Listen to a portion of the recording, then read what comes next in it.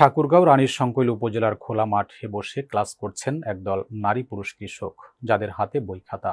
তবে গতানুগতিক কোনো স্কুল নয়, মুক্ত এলাকায় চেয়ার টেবিল ছাড়া এই স্কুলে শিক্ষার্থীদের হাতে কলমে শেখানো হচ্ছে কিভাবে সহজে নানা জাতের সবজি চাষ করে পরিবারের পুষ্টি চাহিদা মেটানো যায়।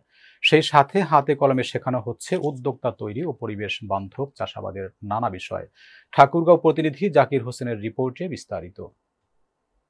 গ্রামের প্রান্তিক কৃষকদের ব্যতিক্রমী এমন স্কুলে লেখাপড়ার দৃশ্য চোখে পড়বে ঠাকুরগাঁও রানীশংকৈল উপজেলার রাউতনগড় উত্তরগাঁও এলাকা ও নেকমর্ত এলাকায়, যেখানে মাঠে বসে ক্লাস করছেন একদল নারী পুরুষ কৃষক।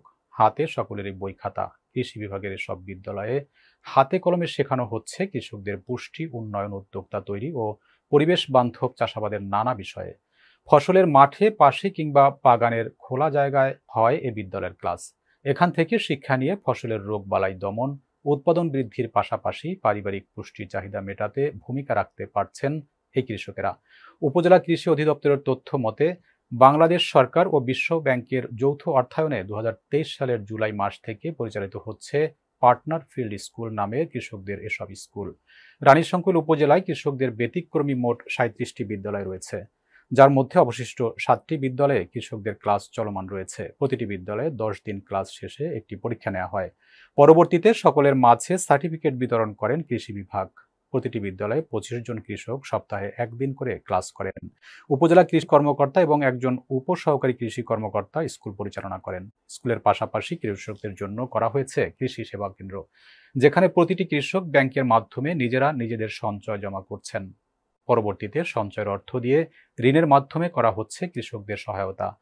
কৃষকরা জানান, এসব স্কুলে পড়ে অনেক কিছুই শিখতে পারছেন তারা। জমিতে সঠিক মাত্রায় সার ও কীটনাশক ব্যবহার, পোকা দমন সহ স্কুলে পড়ে তারা অনেক কিছুই শিখতে পারছেন।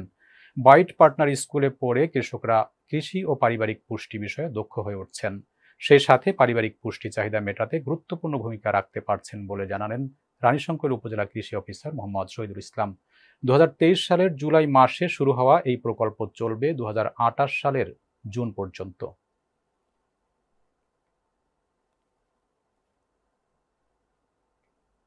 মাদারীপুরের ডাসারে মহরজান অরফানেজ ফাউন্ডেশনের অর্থায়নে বীর মুক্তিযোদ্ধা কাজী নুরুল ইসলাম বালিকা বিদ্যালয়ের মাধ্যমিক পর্যায়ে বিজ্ঞান ও ব্যবসা শিক্ষা শাখা খোলার অনুমতির জন্য বোর্ড কর্তৃক বিদ্যালয়টি পরিদর্শন করা হয়েছে।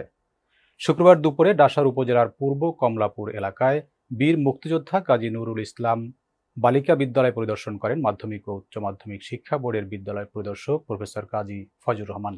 এ সময় বিদ্যালয়টির কোঅর্ডিনেটর সৈয়দ শামসুজ্জামান পারভেজ বলেন, আমাদের মহরজান অরফানেজ ফাউন্ডেশনের অর্থায়নে বীর মুক্তিযোদ্ধা কাজী নুরুল ইসলাম বালিকা বিদ্যালয়টি পরিচালিত হয়।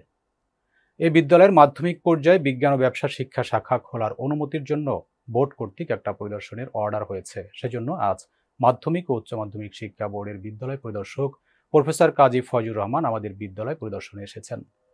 তিনি সরজমিনে আমাদের বিদ্যালয়ের সার্বিক খোঁজ খবর নিয়েছেন। তিনি এখন সুস্পষ্ট একটি পরিদর্শন প্রতিবেদন মন্ত্রণালয়ে প্রেরণ করলে তার প্রতিবেদনের উপর নির্ভর করেই এই প্রতিষ্ঠানটি মাধ্যমিক পর্যায়ে বিজ্ঞান ও ব্যবসা শিক্ষা শাখা চালু করার অনুমতি পাবে।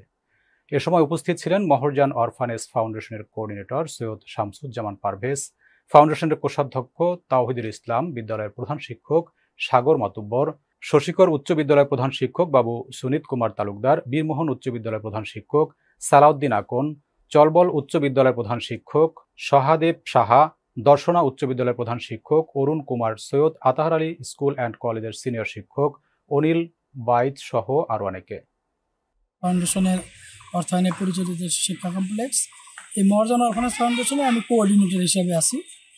আজকের বিষয়টি হলো আমাদের এই মহরজান অরফানেজ ফাউন্ডেশন অর্থায়নে যে বীর মুক্তিযোদ্ধা কাজী নুরুল ইসলাম মাধ্যমিক বালিকা বিদ্যালয়টা আছে, এই বিদ্যালয়ের মাধ্যমিক পর্যায়ে বিজ্ঞান ও ব্যবসা শিক্ষা শাখা খোলার অনুমতির জন্য বোর্ড কর্তৃক একটা পরিদর্শন অর্ডার হয়েছে। সেই পরিদর্শনটা হয়েছে বিদ্যালয়ের ঢাকা বোর্ডের যে বিদ্যালয় পরিদর্শক professor Fazlur Rahman sir, professor Kazi Fazlur Rahman স্যারের নামে। উনি আজকে আমাদের বিদ্যালয়ে আসছেন পরিদর্শনে। উনি আমাদের বিদ্যালয়টার যে ভৌত অবকাঠামো, শিক্ষক কর্মচারী কতজন আছে, কোন বিষয়ে কী আছে, এদের সকলের বিষয়ে উনি মোটামুটি সবার কাছ থেকে একটা ধারণা নিয়েছেন, সরজমিনে দেখেছেন। উনি এখন একটা সুস্পষ্ট পরিদর্শন প্রতিবেদন মন্ত্রণালয়ে প্রেরণ করলেন। ওনার প্রতিবেদনের উপর নির্ভর করে এই প্রতিষ্ঠানটি মাধ্যমিক পর্যায়ে বিজ্ঞান ব্যবসায় শিক্ষা শাখারা অনুমতি পাবে। এই জন্যই পিরোজপুরের কাউখালীতে ৪৫টি ওয়ার্ডের সদস্য ফরম যাচাই বাছাই চূড়ান্ত ও ওয়ার্ড কমিটি গঠনের লক্ষ্যে যাচাই বাছাই শুরু করেছে কাউখালী উপজেলা বিএনপির নেতৃবৃন্দ। শুক্রবার বিকেলে কাউখালী উপজেলা বিএনপির কার্যালয়ে সদস্য ফরম যাচাই বাছাই চূড়ান্ত ও ওয়ার্ড কমিটি গঠনের লক্ষ্যে বাছাই শুরু অনুষ্ঠানে প্রধান অতিথি হিসেবে উপস্থিত ছিলেন জাতীয়তাবাদী দল কেন্দ্রীয় নির্বাহী কমিটি বন ও পরিবেশ বিষয়ক সম্পাদক, পিরোজপুর জেলা বিএনপির সম্মেলন প্রস্তুত কমিটির আহ্বায়ক কাজী রওনকুল ইসলাম টিপু। সভায় কাউখালী উপজেলা বিএনপির আহ্বায়ক এস.এম. আহসানের সভাপতিত্বে বিশেষ অতিথি ছিলেন জেলা বিএনপির আহ্বায়ক অধ্যক্ষ আলমগীর হোসেন। অনুষ্ঠান সঞ্চালনা করেন কাউখালী উপজেলা বিএনপির সদস্য সচিব এইচ.এম. দীন মোহাম্মদ।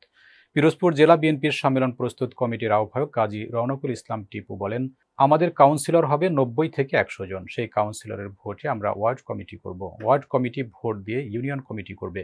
ইউনিয়ন কমিটি ভোট দিয়ে উপজেলা কমিটি করবে। এই প্রক্রিয়াগুলো পুরো জেলাতে হবে বলেও জানান তিনি।